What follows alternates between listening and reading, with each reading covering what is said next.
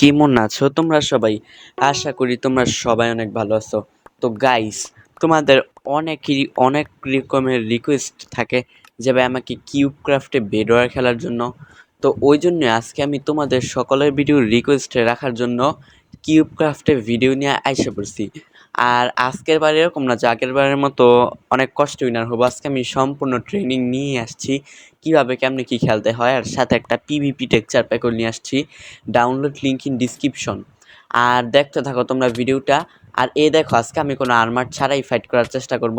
তো এখানে একটা প্লেয়ারে মাইরা ফেলছি, আমি বসলাম না আমি কিভাবে মারলাম।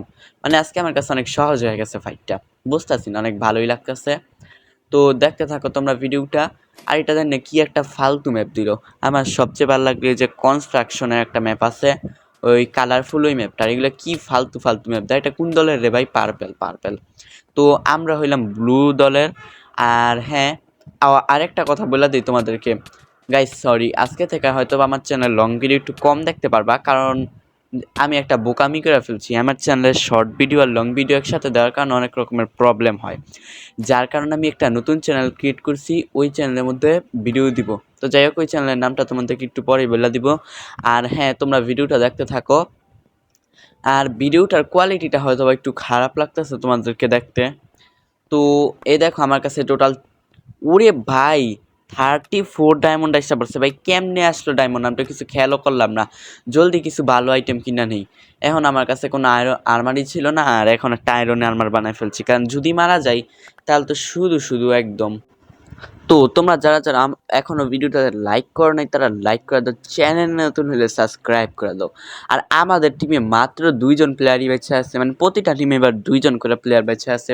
তো দেখি, আমার লক্ষ্য হইতাছে এখন সামনের কোনো একটা টিম পাইলে ভাই সবটার মধ্যে প্লেয়ার সমান, যে কোনোটার মধ্যে একটা থাকলে ওইটারে মেরা দিতে পারতাম ইজিলি।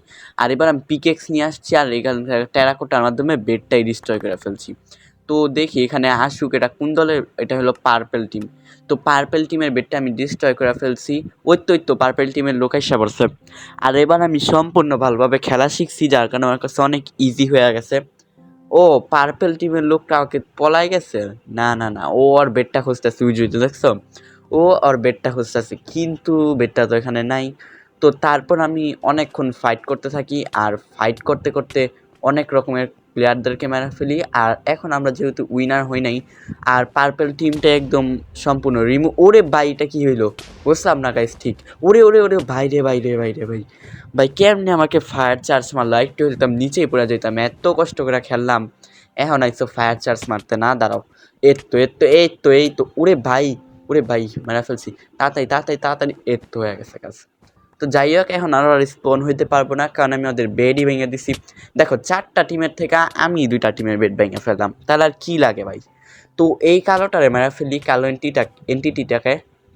তো ওকে মারা ফেলছি। আর হ্যাঁ, তো আমরা খেলতেছি এখন এই সার্ভারে। তো আর বেশি জিনিস আমার কাছে নাই। আর একটা টিমই বাকি আছে, সেটা হলো রেডটাকে হারাইলে আমরা এই দুনিয়াটাকে জয় করে ফেলবো।